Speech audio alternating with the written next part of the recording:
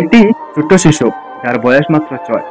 কিছুদিন আগেই তার মা চিরতরে চোখ বন্ধ করেছে।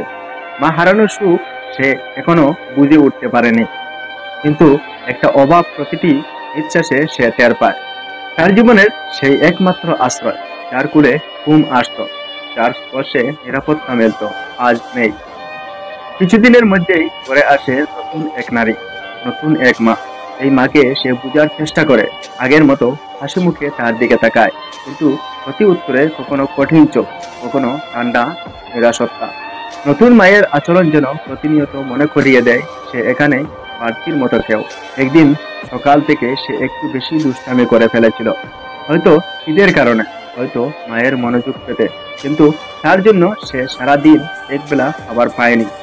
চুপ করে সে বসে থাকে কোণের এক পাশে, কারো দৃষ্টি পড়ে না তার দিকে। রাতের খাবার শেষে তার বাবা এসে জিজ্ঞেস করলো, তোমার খাওয়া দাওয়ার কোনো সমস্যা হচ্ছে না তো? শিশুটির চোখে জল জমে ওঠে, কিন্তু সে হাসি মুখে বলে, না, সমস্যা হয় না। আগের মা মিথ্যা বলতেন, আর এখনকার মা সত্যি বলেন।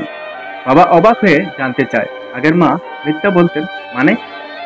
শিশুটি তখন ধীরে বলে, আগের মা বলতেন দুষ্টামি করলে খেতে দেব না, কিন্তু রাত হলেই কিছু খাইয়ে দিতেন। এখনকার মা বলেন দুষ্টামি করলে খেতে দেবে না, আর সত্যি দেন না। তাই আগের মা মিথ্যা বলতেন, এই মা সত্যি বলেন। শব্দগুলি যেন তীক্ষ্ণ শল্যবিন্দুর মতো আবার হৃদয়ে বেঁধে যায়। চোখে পানি এসে যায় তার, কিন্তু নিজেকে সামলে নেয়।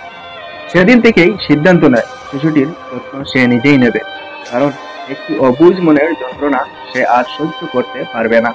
একটি শিশুর হৃদয় খুব সহজ, কিন্তু খুব সংবেদনশীল। আর বাসা দিয়ে এটা প্রকাশ করতে পারে না, তবে অভিমান হয়ে জমে থাকে তাদের চোখের কোণে, একাকিত্বে। একটি নতুন সম্পর্ক, বিশেষ করে সৎ মা বা সৎ বাবা যখন কোনো শিশুর জীবনে আসে, তখন সেই শিশুটির ভালোবাসা আর নিরাপত্তা খুঁজে তখন সেই শিশুটি ভালোবাসা আর নিরাপত্তা খুঁজে বেড়ায় প্রতিটি আচরণে, প্রতিটি স্পর্শে। শিশুকে শুধু দায়িত্বের বোঝা হিসেবে দেখবেন না, তাদের জন্য একটি আদর, একটি স্নেহের হাত, একটি খাওয়ানোর প্লেট অনেক বড় কিছু। এটা শুধু খাবার নয়, এটা বিশ্বাস, ভালোবাসা আর নিরাপত্তার প্রতীক। পরিবার মানে শুধু চাঁদের নিচে থাকা নয়, পরিবার মানে হচ্ছে পরস্পরের প্রতি যত্ন, ভালোবাসা আর সহানুভূতি।